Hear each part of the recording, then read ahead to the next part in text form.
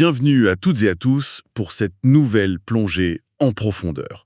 Aujourd'hui, on s'attaque à un sujet qui a littéralement renversé notre compréhension de la valeur, de l'échange et même des choix humains les plus basiques. Ouais, un vrai tremblement de terre intellectuel. C'est le mot. On explore les principes d'économie politique de Karl Menger. C'est une œuvre fondatrice, publiée en 1871. Et cette émission, elle s'adresse vraiment à quiconque s'est déjà demandé pourquoi on accorde tant de valeur à certaines choses et si peu à d'autres. Exactement. C'est pour ceux qui veulent comprendre les rouages psychologiques de nos décisions matérielles sans forcément avoir un doctorat en économie. Voilà.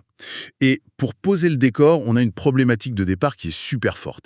Imaginons une tarte debout. Une tarte debout, très bien. Mhm. Mais malgré tout cet effort humain, cette tarte debout, elle ne vaut absolument rien. Personne n'en veut. C'est clair. Et à l'inverse, un diamant brut qu'on ramasse par hasard sur le sol pendant une promenade, sans le moindre effort de production, paf, ça possède une valeur astronomique. D'accord? Décortiquons cela. Pourquoi ce décalage immense? C'est justement la mission de notre exploration d'aujourd'hui. Il faut comprendre que Menger a sorti la pensée économique d'une impasse historique totale avec ce livre. Une impasse qui durait depuis longtemps d'ailleurs. Oui, oui, depuis les économistes classiques. Avant la publication de cette œuvre, l'idée dominante, c'était que la valeur provenait du travail humain intégré dans un objet. C'était la fameuse théorie de la valeur travail. Donc, plus on transpirait sur un objet, plus il était censé valoir cher. En théorie, oui. Les penseurs essayaient de trouver une mesure objective, tu vois, une propriété physique ou un nombre d'heures de production pour justifier un prix. Mais Menger balaye ça.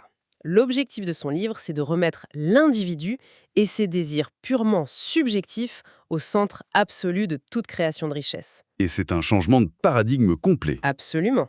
Ce qui est fascinant ici, c'est que les choses n'ont en fait aucune valeur en elles-mêmes. Zéro valeur intrinsèque. Zéro.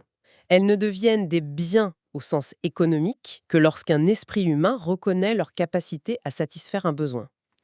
Le diamant n'a pas une valeur magique cachée dans ses molécules. Ouais, c'est juste que quelqu'un, quelque part, le désire intensément. Tout à fait. Et c'est ce désir qui crée la valeur, pas le temps passé à le ramasser ou à sculpter une tarte debout. Ce qui nous amène directement à un exemple très concret du livre, le célèbre paradoxe de l'eau et du diamant. Ah oui, un classique. Bah oui, parce que ça bloquait les penseurs depuis des décennies. L'eau est vitale, mais elle ne vaut presque rien. Le diamant est inutile pour survivre, mais il vaut une fortune. Comment Menger résout ça? Il introduit le contexte et l'intensité du besoin. Imagine un homme assoiffé, seul dans un désert. D'accord. Et cet homme possède des sacs remplis de diamants. Soudainement, pour lui, à cet instant précis, un simple verre d'eau devient infiniment plus précieux que toutes ces pierres précieuses réunies. Parce que le besoin de survivre surpasse tout le reste. Exactement. La valeur n'est pas objective, elle dépend entièrement de l'intensité d'un besoin ressenti par une personne à un moment très précis. Dans le désert, l'eau vaut plus que le diamant. Au bord d'un lac, c'est l'inverse. C'est super clair. Et voici où ça devient vraiment intéressant, parce que l'auteur introduit l'idée révolutionnaire de l'utilité marginale. Sans utiliser de gros mots mathématiques d'ailleurs. C'est ça qui est génial. Il utilise l'histoire d'un paysan isolé. C'est un exemple parfait pour illustrer la théorie. Imaginons ce paysan avec 5 sacs de grains. La fameuse échelle des besoins. Voilà. Le premier sac, c'est pour survivre. Ça lui fournit du pain, ça sauve sa vie. Le besoin le plus urgent. Logique. Le deuxième sac, ça n'entient la santé de sa famille. C'est vital, mais un tout petit peu moins que le premier sac. Le troisième sac va nourrir son bétail. En descend dans l'urgence. Ouais. Le quatrième sert à fabriquer de l'alcool, un luxe, pour se détendre. Et le cinquième sac, disons qu'il sert à nourrir des perroquets ou des animaux de compagnie. D'accord, le besoin le moins urgent de la liste. C'est ça. Et là, catastrophe, des rongeurs détruisent un sac. La question c'est, est-ce que le paysan perd 1/5 de sa propre survie? Non, bien sûr que non. Il ne va pas réduire sa ration de pain, il va rationnellement sacrifier le besoin le moins urgent. Donc, les perroquets ne mangent pas. Point. Et c'est ça, la valeur marginale. La valeur d'un sac supplémentaire ou la perte d'un sac correspond toujours au besoin le moins urgent qu'il satisfait sur cette marge. C'est limpide. Et si l'on relie cela à une perspective plus large, cette dynamique s'applique à toute l'économie. L'auteur introduit ce qu'il appelle l'échelle des biens. Les fameux ordres de biens. Ouais, le pain qu'on mange, c'est un bien de premier ordre, il satisfait notre faim tout de suite. Mais la farine, le blé, le four du boulanger ou la terre agricole, ce sont des biens d'ordre supérieur. Ils ne servent pas directement, mais ils permettent de faire le pain. C'est ça. Et l'auteur opère un renversement de logique totale. Ce n'est pas le coût du tracteur et de la terre qui donne sa valeur au pain, c'est l'inverse. C'est notre envie de manger du pain qui donne de la valeur à la terre. Absolument. C'est le désir humain final qui remonte toute la chaîne de production.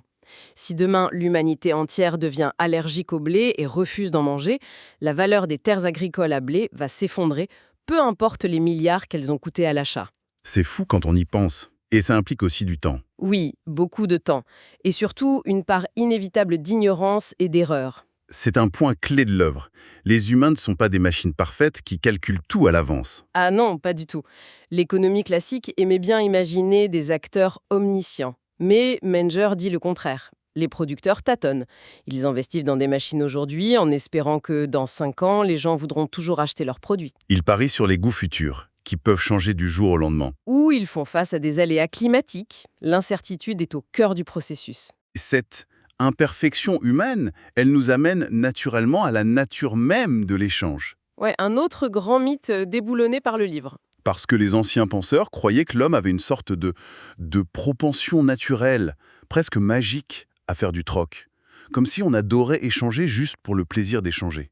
L'auteur corrige complètement cette vision. L'échange ne naît pas d'un instinct de troc. Il naît uniquement d'une volonté très calculée d'améliorer son propre sort. La fameuse double inégalité. Voilà, c'est une situation où les deux parties doivent gagner. Souvent, on s'est dit qu'un échange est juste parce que les deux objets ont la même valeur. Alors que c'est tout l'inverse. Exactement. Si je t'échange mon stylo contre ton carnet, ce n'est pas parce qu'ils ont une valeur égale. C'est parce que je valorise plus ton carnet que mon stylo et tu valorises plus mon stylo que ton carnet. Sans cette différence de perception, l'échange n'aurait aucun sens. Personne ne bougerait. C'est ça. On échange pour réduire un inconfort, pour être un peu plus satisfait après la transaction qu'avant. Et de cette mécanique, individuelle, très basique, le livre explique comment a pu l'être quelque chose d'aussi complexe que la monnaie. Ah, l'origine de l'argent. C'est un de mes passages préférés. L'auteur détruit le mythe selon lequel un roi ou un État se serait réveillé un matin en disant « On va inventer les pièces de monnaie pour que ce soit plus simple ». Un décret magique venu d'en haut. C'est ça, la théorie étatique de la monnaie. Menger montre que c'est faux. Il décrit une évolution purement organique. Ça s'est fait tout seul, spontanément. Par les interactions humaines. Dans une économie de troc, c'est galère. Si je fabrique des chaussures et que je veux des œufs, je dois trouver un éleveur de poules qui a besoin de chaussures à ce moment précis. C'est la double coïncidence des besoins. Très rare. Très rare et très inefficace. Donc, les gens ont vite remarqué que certains biens étaient plus faciles à écouler que d'autres. Ils avaient une meilleure liquidité. Voilà. Historiquement, ça a été le bétail, le sel, des coquillages. Les individus ont commencé à accepter ces biens, non pas parce qu'ils voulaient les consommer, mais juste pour les échanger plus tard. Parce qu'ils savaient que tout le monde les accepterait. Exactement. Et au fil des siècles, le marché a convergé vers les biens les plus pratiques, divisibles, durables, faciles à transporter. Les métaux précieux, comme l'or et l'argent. L'argent est donc né, spontanément, pour contourner les galères du troc. L'État n'a fait que récupérer le concept plus tard pour y frapper son logo. Alors, que signifie tout cela? Je veux dire, on parle d'une œuvre de la fin du 19e siècle, de paysans, de troc, de sacs de grains. Comment ces concepts peuvent-ils résonner dans notre monde d'aujourd'hui pour le développement personnel ou le monde des affaires? C'est étonnamment très moderne. Comprendre la nature subjective de la valeur, ça transforme totalement la façon dont on envisage la création d'un produit, la négociation ou la fixation d'un prix. C'est vrai que beaucoup d'entrepreneurs font encore l'erreur de la valeur travail. À tous les jours. Un entrepreneur peut passer 3 ans et des milliers d'heures de travail à développer une application logicielle ultra complexe. Avec des millions investis. Ouais.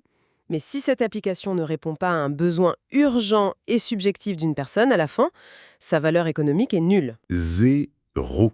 Le marché s'en fiche de vos efforts. C'est une sacrée leçon d'humilité. Et de réalisme. Tu ne peux pas fixer ton prix en additionnant tes coûts de production plus une marge. C'est l'utilisateur marginal qui décide de la valeur. C'est un changement de paradigme pour tout créateur. Il faut regarder de l'extérieur vers l'intérieur. Regarder l'utilisateur d'abord. Tout à fait. Et il y a aussi un aspect psychologique que je trouve génial dans ce livre. Cette philosophie valide nos imperfections. Comment ça? Le livre décrit un acteur économique qui n'est pas omniscient.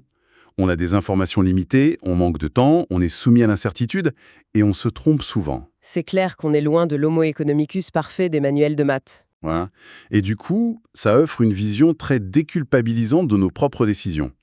Que ce soit en investissement ou un choix de carrière, on fait juste de notre mieux à l'instant T avec les ressources qu'on a pour réduire un inconfort. C'est très vrai. Cette approche, qu'on appelle souvent l'individualisme méthodologique, permet d'observer les dynamiques sociales avec beaucoup plus de clarté. On ne regarde plus les grandes foules anonymes. Non, on se concentre sur l'intention de l'individu. L'inflation, les crises, les marchés, tout ça, ce sont juste des millions de choix individuels, subjectifs qui s'agrègent. Ce qui nous amène doucement à la conclusion de notre exploration. Pour résumer l'esprit fondamental de l'œuvre, c'est vraiment un livre qui a su retirer l'économie des mains froides des mathématiciens stricts Et des équations figées. pour la rendre à l'humanité, à la psychologie de nos désirs et à notre action individuelle.